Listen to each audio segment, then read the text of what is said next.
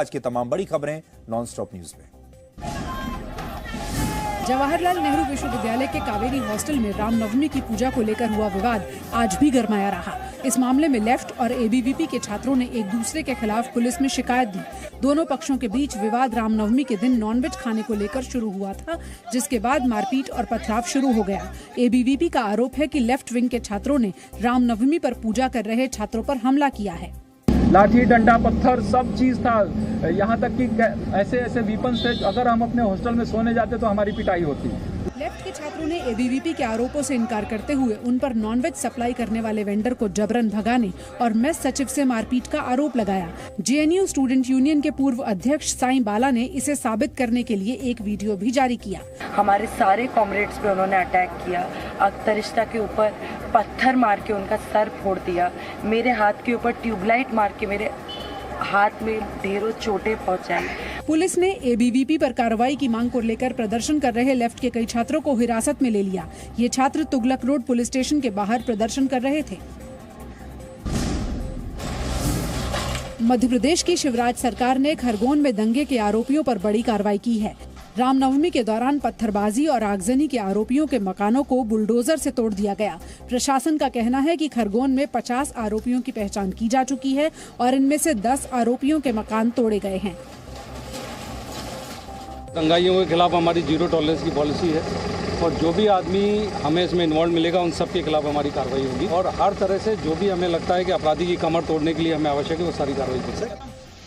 Khargone police ने दंगा भड़काने के आरोप में 60 लोगों को गिरफ्तार किया है। दंगा करने के आरोप में 3 सरकारी कर्मचारियों को बर्खास्त कर दिया गया है, जबकि एक को सस्पेंड किया गया है।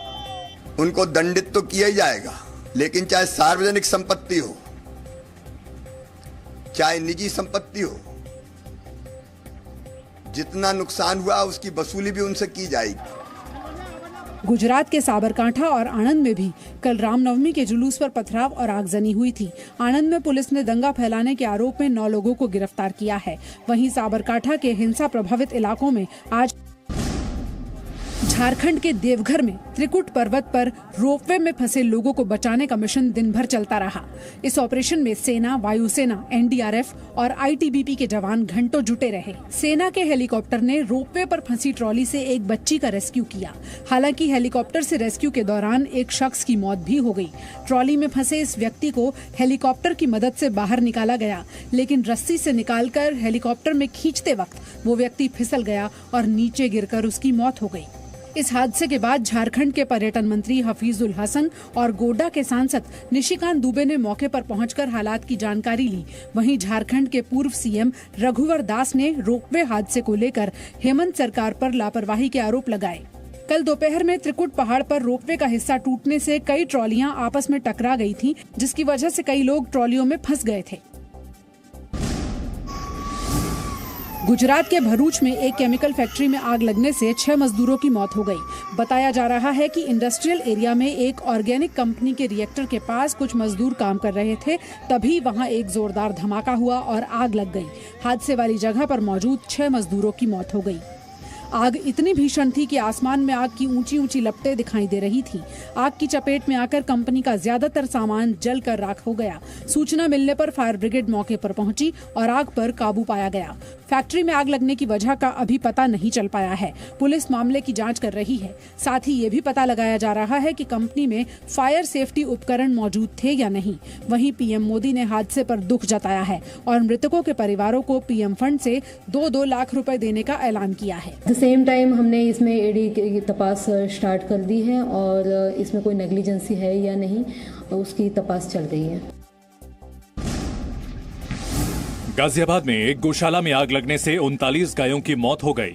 इंदिरापुरम इलाके में कबाड़ के ढेर में लगी आग पास बनी झुग्गियों तक फैल गई।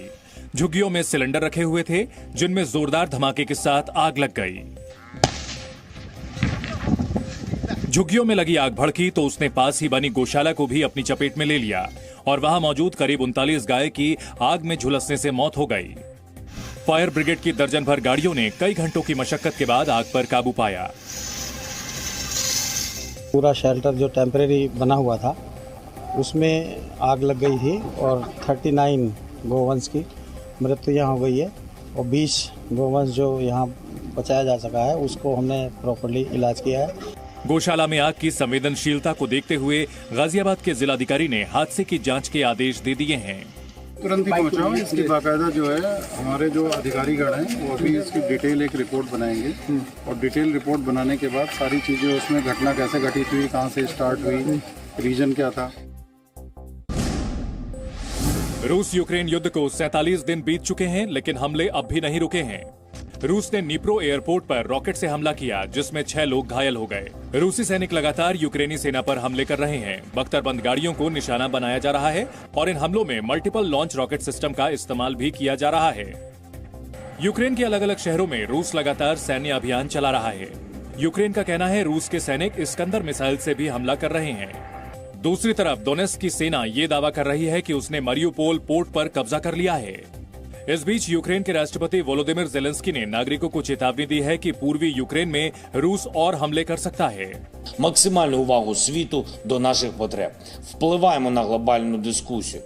रूस यूक्रेन युद्ध में मरने वालों की संख्या लगातार बढ़ रही है। वहीं जंग में कब्रगाह बने बूचा शहर में अब भी लोगों के शव मिल रहे हैं।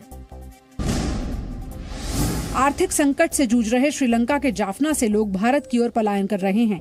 महंगाई और बेरोजगारी की वजह से जाफना के लोग अपना देश छोड़ने को मजबूर हैं। Fishermen and normal people said they are going to India because he don't to work electricity problems or 8 hours are electricity no. Then many shops are locked. Jaffna के मछुआरों का कहना है कि डीजल की कमी से वो समंदर में नाव नहीं उतार पा रहे।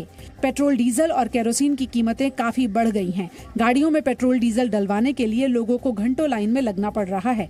जाफना में खाने पीने की चीजों की कीमतें भी काफी बढ़ गई हैं। 1 किलो चावल 190 से 240 श्रीलंकाई रुपए में मिल रहा है। वहीं 400 ग्राम का मिल्क पाउडर 790 श्रीलंकाई रुपए का मिल रहा है। Presenting B News app, available on Google Play and App Store. Download it now.